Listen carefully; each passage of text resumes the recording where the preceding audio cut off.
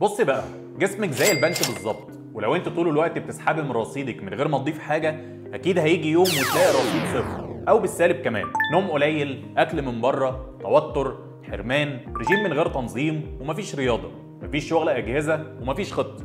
جسمك هيعمل ايه غير انه يقول لك شكرا كفايه كده، ويمسك في الدهون ويثبت على الميزان، ويديك مكافاه كرش صغير كده كيوت، وترهلات خفيفه بس بتبان في اللبس الله ينور، وطبعا الشهيه ما شاء الله مفتوحه دايما 24 ساعه، وانت مش فاهمه ليه. طب والحل ايه يا دكتور؟ الحل انك تعملي ايداع حقيقي، مش دايت واتساب ومش اعشاب من التيك توك، لا، بروتوكول التي ار اكس بيشتغل على الحرق والشد وتحفيز الجسم من جوه، ويا سلام لو معاه حقن البروس ليف اللي بتقفل الشهيه وتحفز الشبع، يعني ترجعي تضيفي رصيد وجسمك هيشتغل معاكي مش ضدك. يلا ابدأي النهارده، استثمري في جسمك قبل ما الفايده تضيع عليه. اكتبي في الكومنتات هشري افلاسي واحنا هنرجعك مليونيره تاني، ونبعت لك كل التفاصيل.